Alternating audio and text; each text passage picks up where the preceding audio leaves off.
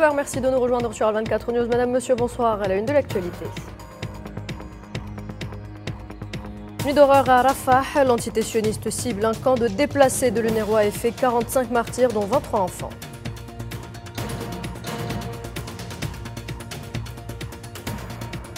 Josep Borrell appelle les ministres des Affaires étrangères de l'Union européenne à respecter le travail de la CPI.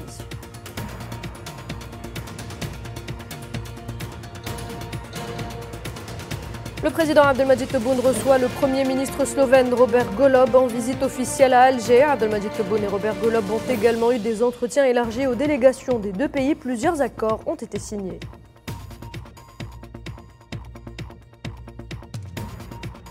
Madrid s'engage à fournir une aide de militaires d'1 milliard d'euros à Kiev. Kiev en deuil ce lundi après la mort de 3 Ukrainiens dans une frappe russe contre la région de Mykolaïv.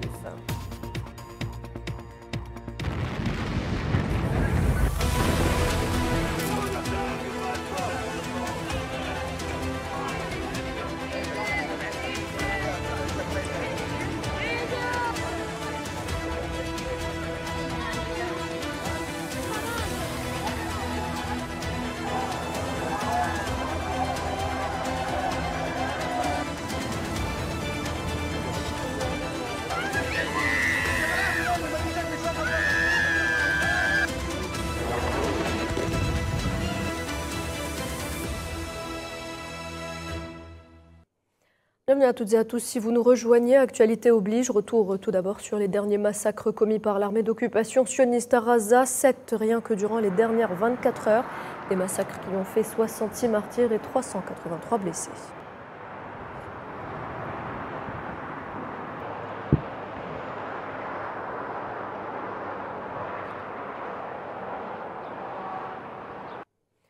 Et c'est une nuit effroyable qu'ont vécu les déplacés dans le camp de l'UNRWA, situé à Rafah, et supposé être une zone sûre. L'armée d'occupation a attendu la tombée de la nuit pour cibler les tentes sous lesquelles s'abritaient des centaines d'hommes, de femmes et d'enfants. Bilan 45 victimes en majorité, des enfants et 249 blessés.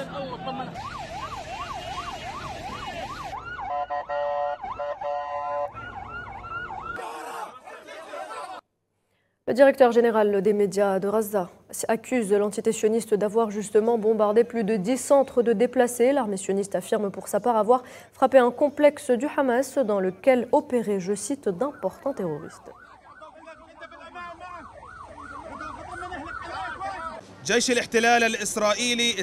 L'armée d'occupation israélienne a bombardé plus de 10 centres pour personnes déplacées au cours des dernières 24 heures et le dernier commis est un horrible massacre dans le centre pour personnes déplacées de l'UNRWA au nord-ouest du gouvernorat de Rafah, faisant plus de 30 martyrs et blessant des dizaines de personnes. L'armée d'occupation israélienne avait désigné ces zones comme des zones sûres et avait appelé les citoyens et les personnes déplacées à se rendre dans ces zones sûres. Lorsque les personnes déplacées ont fui vers ces zones, l'armée d'occupation israélienne a commis des massacres et des exécutions. Et avec ces derniers massacres, le bilan de l'agression sioniste s'élève aujourd'hui à 36 050 martyrs et 81 026 blessés.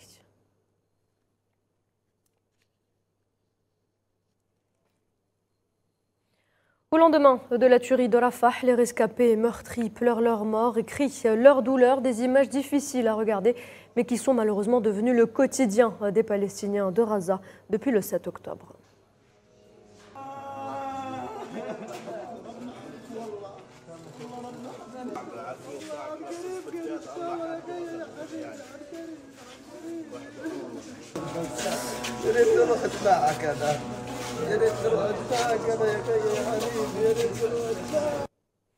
Et questionné par des journalistes, le commissaire général de l'UNRWA, Philippe Lazzarini, a déclaré que les images de Rafah étaient horribles et profondément troublantes. Présent à Beyrouth où il s'est entretenu avec le Premier ministre intérimaire Najib Mikati, Lazzarini a rappelé une fois de plus qu'il n'y a plus aucun lieu sûr à Raza.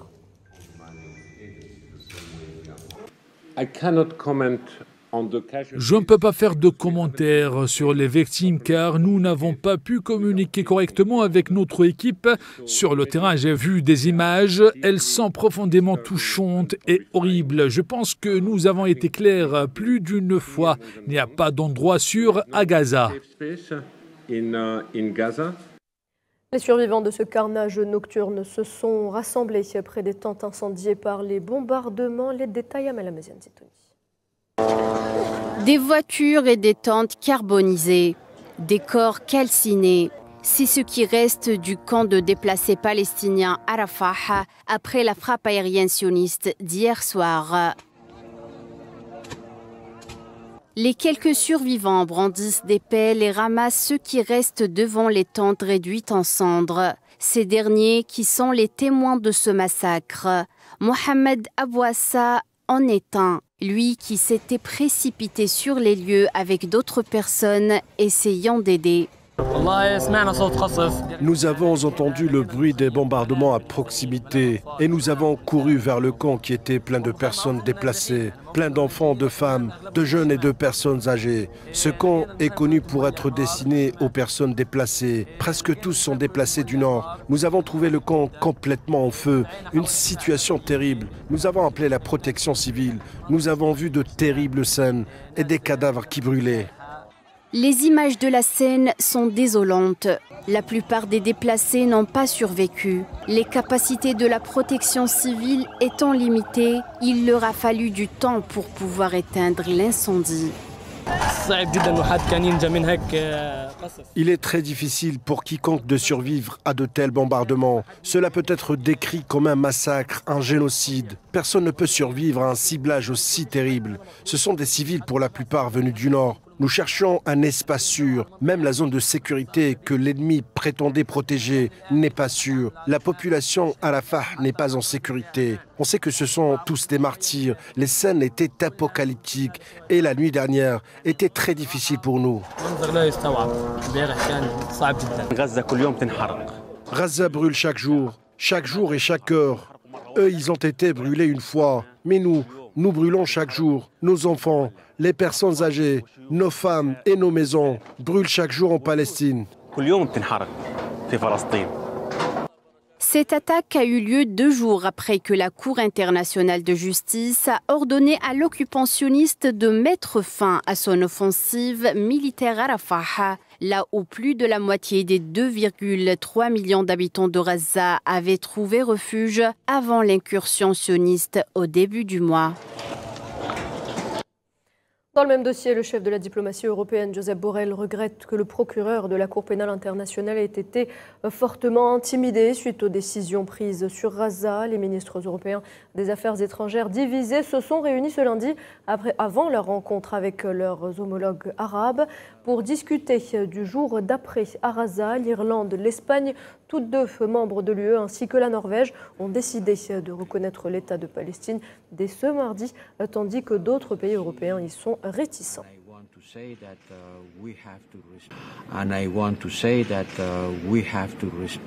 Je tiens à dire que nous devons respecter le travail de la Cour pénale internationale. Nous devons respecter le travail de cette institution et laisser la Cour, sans intimidation, décider de ce qu'elle pense de cette initiative. Malheureusement, ce n'est pas le cas. Le procureur de la Cour a été fortement intimidé et accusé d'antisémitisme, comme à chaque fois que quelqu'un fait quelque chose que le gouvernement Netanyahou n'aime pas.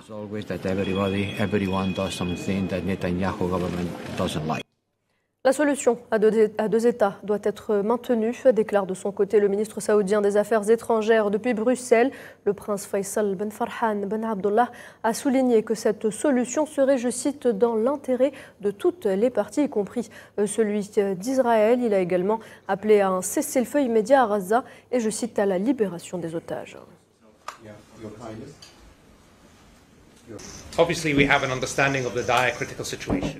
De toute évidence, nous comprenons la situation critique et désastreuse. Nous avons besoin d'un cessez-le-feu immédiatement. Il existe un consensus croissant. Je pense que presque tout le monde dans le monde convient qu'un cessez-le-feu immédiat est nécessaire, y compris la libération des otages. mais la situation humanitaire à Gaza continue de se détériorer de manière rapide, d'une manière totalement inacceptable.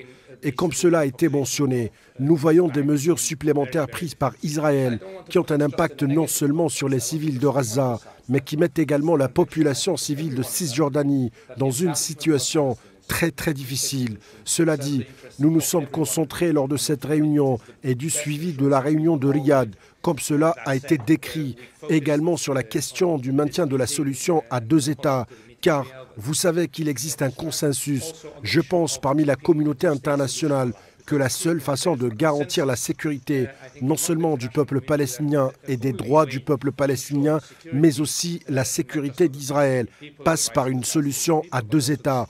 Et nous devons faire tout notre possible pour maintenir cette solution en vie. En réaction à ces nombreuses déclarations, le Premier ministre palestinien Mohamed Mustafa, présent à Bruxelles également, a déclaré que la reconnaissance de l'État de la Palestine par les pays européens est une décision courageuse.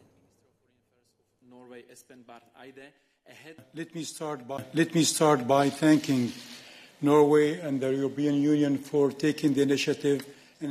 Permettez-moi de commencer par remercier la Norvège et l'Union européenne d'avoir pris l'initiative et d'avoir invité nos partenaires internationaux à se réunir ici, dans les bureaux de l'Union européenne à Bruxelles, pour accueillir cette réunion très importante qui intervient à un moment très critique et important. Moment important car il survient également la même semaine où 3 pays européens ont pris des décisions très importantes et courageuses de reconnaître l'État de Palestine. Et cela survient seulement une semaine après que 143 autres pays ont voté à l'Assemblée générale des Nations unies pour dire que la Palestine est prête à devenir un État et qu'il est temps de reconnaître la Palestine. Mais la rencontre est également importante pour une autre raison. C'est important en raison de ce qui se passe sur le terrain à Gaza et en Cisjordanie. Gaza traverse une situation très difficile, très alarmante, avec des pertes humaines que nous voyons augmenter chaque jour, mais aussi des dégâts physiques qui rendront notre travail de reconstruction beaucoup plus exigeant. Cela dit, nous espérons toujours, en tant que Palestiniens, que les nombreuses décennies de lutte et de travail vers l'indépendance se rapprochent plus que jamais. Ces efforts, ces annonces, ces réunions sont des éléments clés pour faire de la Palestine un État indépendant, souverain et viable. Après avoir reconnu la Palestine comme État, le ministre norvégien des Affaires étrangères a assuré être convaincu qu'il n'y aura pas d'alternative à long terme à une solution à 2 États, car une solution à 2 États nécessite un État. Selon lui, regardez. Je pense que des paroles très sages ont été prononcées. Et pour gagner du temps, je ne les répéterai pas. Mais nous savons à quel point la situation est évidemment dramatique à Gaza, avec des souffrances extrêmes. Nous avons besoin d'un cessez-le-feu, nous avons besoin d'efforts humanitaires, mais nous devons également prendre davantage soin des autorités palestiniennes que nous avons, car il n'y a pas d'alternative. Et je pense que nous sommes très convaincus qu'il n'y a pas d'alternative à long terme à une solution à 2 États. Une solution à 2 États nécessite un gouvernement palestinien. La Norvège est l'un des pays qui ont récemment reconnu la Palestine en tant qu'État, mais les pays qui l'ont reconnu et les pays qui ne l'ont pas encore reconnu sont tous d'accord sur le fait que le résultat doit être un État palestinien. Et s'exprimant aux côtés de ses homologues norvégiens et espagnols, le chef de la diplomatie irlandaise a réitéré le soutien de son pays à un cessez-le-feu à Gaza et la reconnaissance de l'État de Palestine. Michael Martin a déclaré que l'Union européenne doit de toute urgence soutenir cette reconnaissance.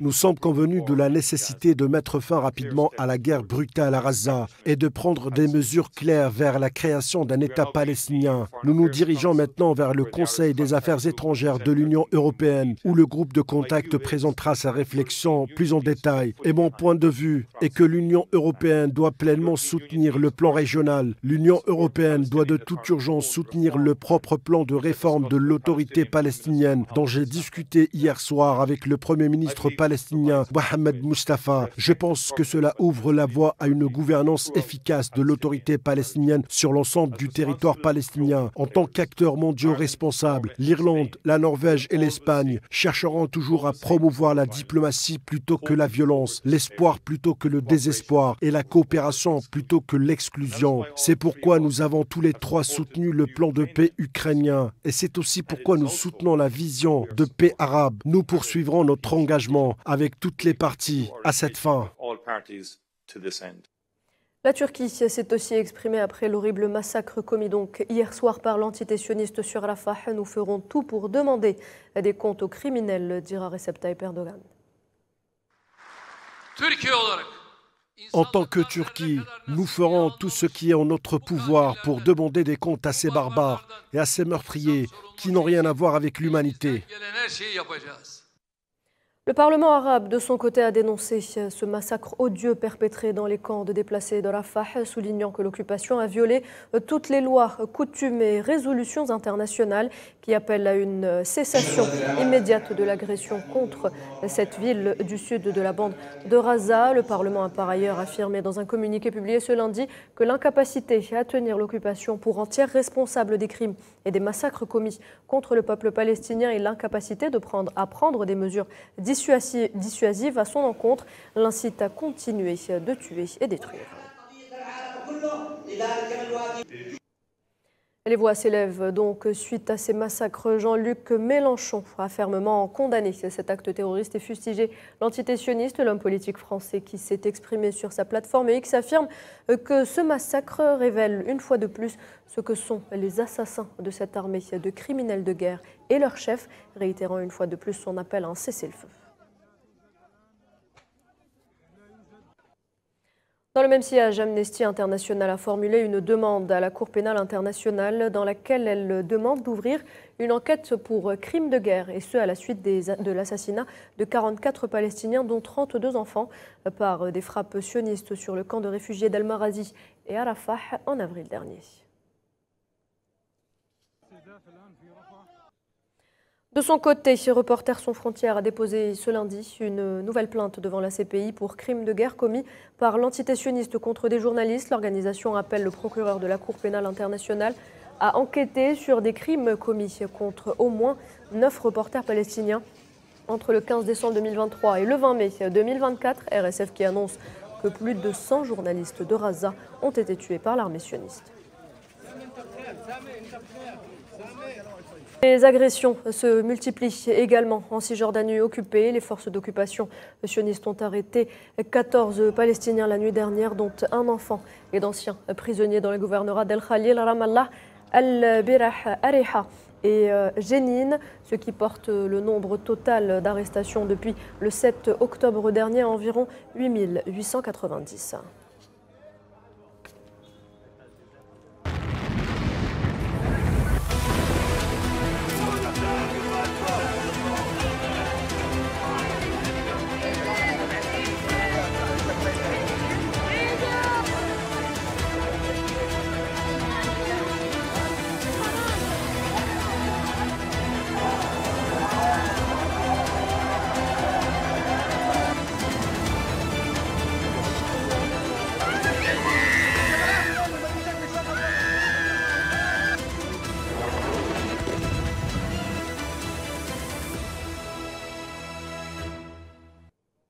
Dans l'actualité également, la visite officielle du Premier ministre slovène Robert Golob à Alger. Il a été reçu ce matin par le président algérien Abdelmadjid Tebboune au siège de la présidence de la République.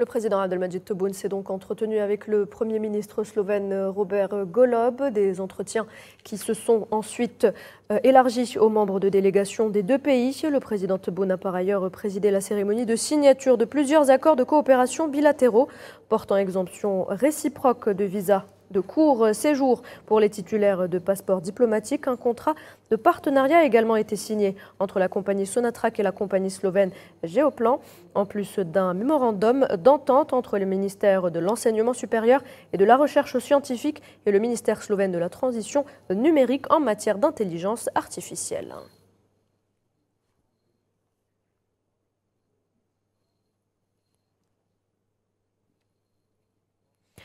Dans un tout autre dossier, Madrid s'engage à offrir une aide militaire d'1 milliard d'euros à Kiev. L'accord de sécurité signé ce lundi par l'Espagne et l'Ukraine lors de la visite officielle de Volodymyr Zelensky comprend cette aide militaire qui va permettre à l'Ukraine de renforcer ses capacités de défense face à l'offensive russe, déclare le Premier ministre espagnol Pedro Sánchez.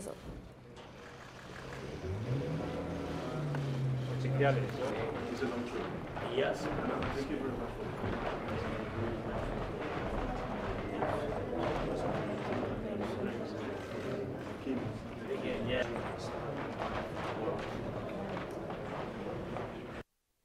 L'Ukraine a les mains liées en raison des restrictions sur l'usage des armes fournies par ses alliés occidentaux sur le territoire russe. C'est ce que déplore à Sofia le secrétaire général de l'OTAN, Jens Stoltenberg, à l'ouverture d'une réunion de l'OTAN dans la capitale bulgare.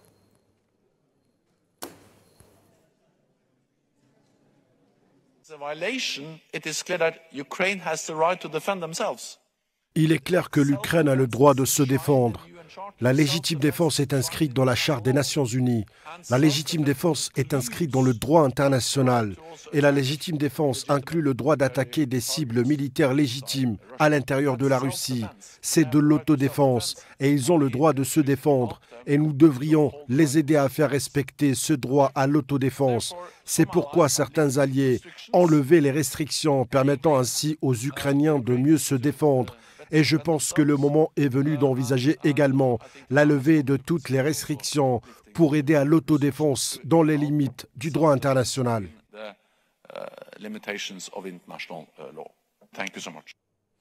L'Ukraine, où au moins 3 personnes ont été tuées et 6 autres blessées dans une frappe russe sur Snigurivka, un village de la région méridionale de Mykolaïv, dans le sud du pays.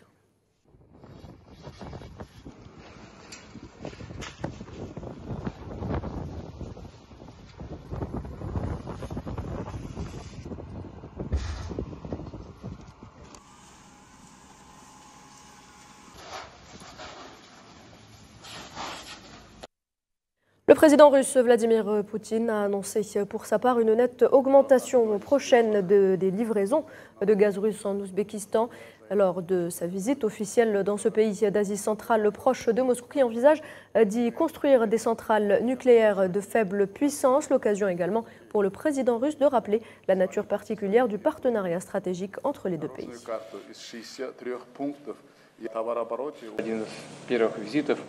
Il s'agit d'une des premières visites après les élections et toutes les procédures qui y sont associées, y compris celles liées à la formation du gouvernement. Ce n'est pas un hasard si une délégation aussi représentative est venue en Ouzbékistan. Cela souligne la nature particulière de notre partenariat stratégique et de nos relations alliées. Si nous parlons du chiffre d'affaires du commerce, nous avons déjà atteint une croissance de 10 milliards de dollars américains. Cela représente 30%. C'est une très bonne croissance. Mes collègues et moi travaillons pour atteindre 20 milliards de dollars dans un avenir proche. Et puis dans un tout autre dossier, plus de 2000 personnes ont été ensevelies dans un vaste glissement de terrain survenu dans un village éloigné de Papouasie-Nouvelle-Guinée, indiquent les autorités du pays du Pacifique. À l'ONU, le glissement de terrain a également causé d'importantes destructions.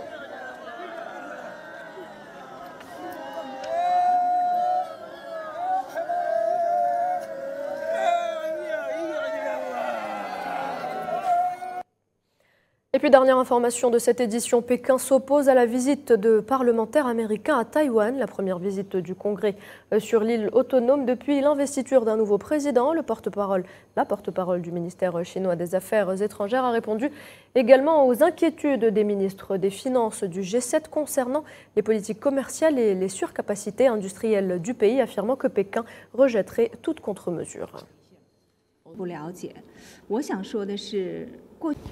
Les législateurs américains concernés ne tiennent pas compte de la forte opposition de la Chine et insistent pour se rendre à Taïwan, violant ainsi le principe d'une seule Chine et les 3 communiqués conjoints entre les États-Unis et la Chine, ainsi que l'engagement politique du gouvernement américain de ne maintenir que des liens non officiels avec Taïwan et envoie un très mauvais signal aux forces séparatistes indépendantistes de Taïwan. La Chine s'y oppose fermement et a fait des réclamations sévères auprès des États-Unis et prendra les mesures nécessaires pour défendre fermement la souveraineté nationale et l'intégrité territoriale de Taïwan. Et voilà, on arrive à la fin de cette édition. Merci de l'avoir suivi. Très bonne soirée.